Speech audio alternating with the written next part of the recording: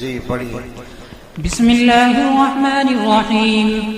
الحمد لله الذي جلت نعمه عن الإحصاء بالأعداد وأرشد عباده إلى سبيل الهدى والرشاد ومن علينا بالاعتناء بسنة حبيبه وخليله صلوات الله عليه وسلامه على من لطف به من العباد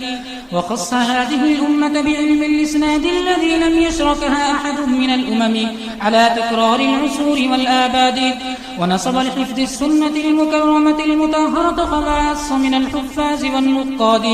وبعث في أمته من الفضلاء والكملاء والزهداء وجعلهم زابين عنها في جميع الأزمان والبلاد باذلين وسعهم في تبيين الصحة من طرقها والفساد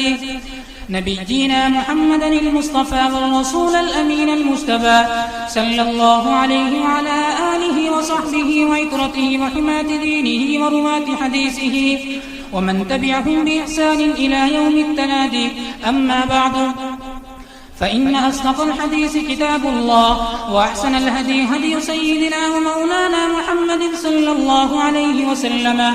وخير الأمور عوازمها وشر الأمور محدثاتها وكل محدثة بدعة وكل بدعة ضلالة وكل ضلالة في النار. حدثنا مرويات هذا الكتاب إلى الشيخ الأجل والحبر الأبجل وأستاذكم بمدارسنا المكرم الفهم المفخم فريد عصره وحيد دهره نذير يومه مولانا محمد سلمان البجلوري النقشبندي وقاه الله عما زاغوا وتاب الله سراه وأدام علينا ظله وفيوضه وجعل الجنة مسواه. يقول حدثنا وجازنا الشيخ الأجل والعلام الفهام رياسة علي صفر البجنوري رحمه الله تعالى أنه قال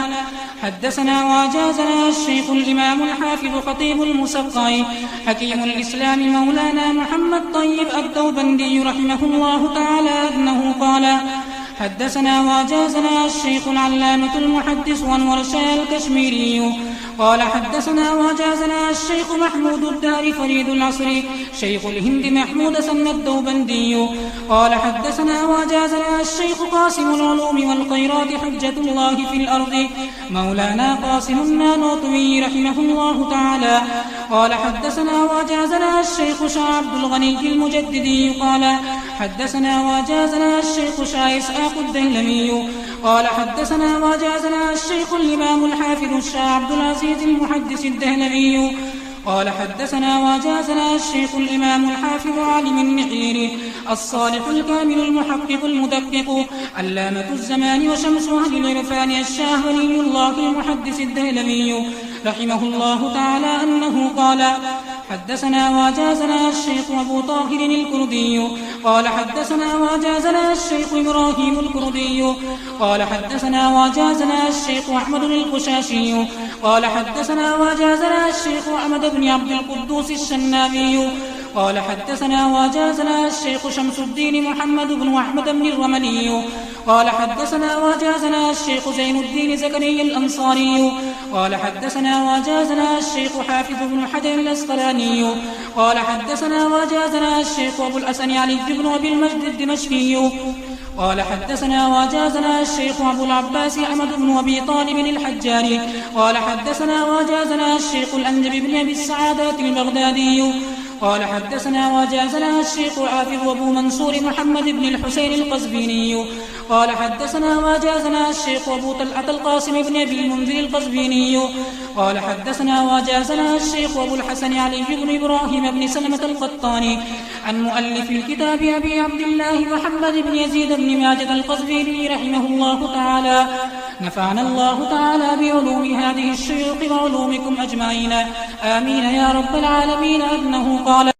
حدثنا أبو بكر بن أبي شيبة قال حدثنا أبو معاوية ووكيع عن الأعمش عن أبي صالح عن أبي هريرة رضي الله تعالى عنه وعنهم أنه قال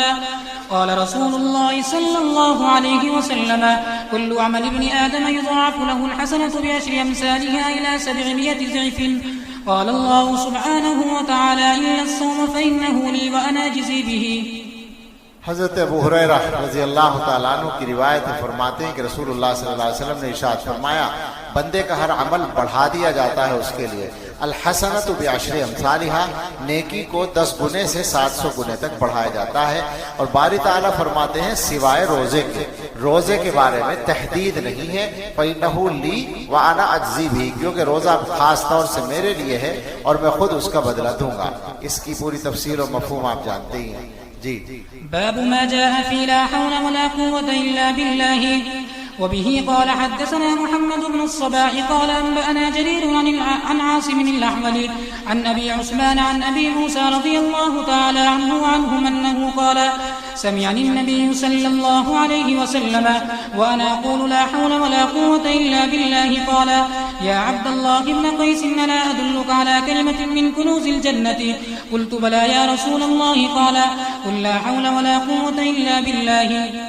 हज़रत अबू मूसा रज़ी अल्लाह ताला अन्हु ला हौला वला कुव्वता इल्ला बिल्लाह के बारे में नकल करते हैं, फरमाते हैं कि मुझे नबी सल्लल्लाहु अलैहि वसल्लम ने सुना इस हाल में कि मैं कह रहा था ला हौला वला कुव्वता इल्ला बिल्लाह। तो आपने फरमाया, अब्दुल्लाह इब्न कैस, क्या मैं तुम्हें खबर ना दूं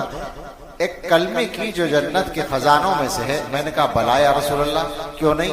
तो आपने फरमाया, कहो ला हौला वला कुव्वता इल्ला बिल्लाह। इसको जन्नत के खजानों में से क्यों कहा गया? इसलिए कि इसमें बंदा अपनी बंदगी का आखिरी दर्जे में एतराफ करता है। वो ये कहता है कि ला हौला,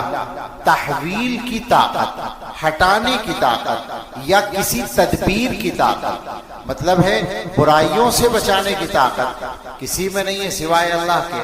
और कुव्वत यानी ताअतों की ताकत, ये देना भी किसी के हाथ में नहीं है सिवाय अल्लाह के। तो गोया दूसरे लफ्जों में बंदा ये इकरार करता है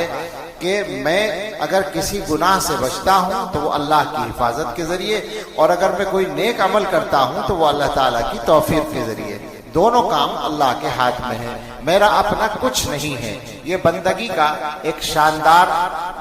इजहार है। इस वजह से अल्लाह ताला को ये अल्फाज पसंद है और इनको जन्नत में, जन्नत के खजानों में शुमार किया गया है। जी वबिही क़ाल हद्दसना अली इब्न मुहम्मद क़ाल हद्दसना वकीअ अन अल-अ'मश अन मुजाहिद अन अब्दुर्रहमान इब्न अबी लैला अन अबी ज़र्र रज़ियल्लाहु तआला अन्हु अन्नहु क़ाल क़ाल ली रसूलुल्लाह सल्लल्लाहु अलैहि वसल्लम अला अदुल्लुका अला कन्ज़िन मिन कुनूज़िल जन्नति क़ुल्तु बला या रसूलल्लाह क़ाल ला हौला वला कुव्वता इल्ला बिल्लाह। चलिए। वबिही क़ाल हद्दसना याक़ूब इब्न हुमैद अल-मदनी क़ाल हद्दसना मुहम्मद इब्न मानिन क़ाल हद्दसना खालिद इब्न सईद अन अबी ज़ैनब मौला हाज़िम इब्न हरमलत अन हाज़िम इब्न हरमलत रज़ियल्लाहु तआला अन्हु अन्नहु क़ाल मररतु बिन-नबी सल्लल्लाहु अलैहि वसल्लम फ़क़ाल ली या हाज़िम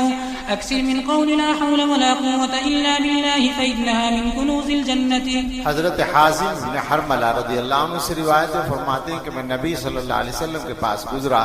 तो आपने मुझसे फरमाया, ए हाज़िम, कसरत से कहा करो ला हौला वला कुव्वता इल्ला बिल्लाह, कि जन्नत के खजानों में से एक खजाना है। हज़रत थानवी रहमतुल्लाह अलैह ने कहीं लिखा है कि जब वो कानपुर में पढ़ाते थे तो वहाँ कोई हुकूमती फैसला ऐसा था जो मुसलमानों के लिए नुकसानदेह था, तो उससे लोग परेशान थे। तो हजरत ने लोगों से कहा कि रोजाना 500 मरतबा ला हौला वला कुव्वता इल्ला बिल्लाह पढ़ा जाए, हर आदमी पढ़े।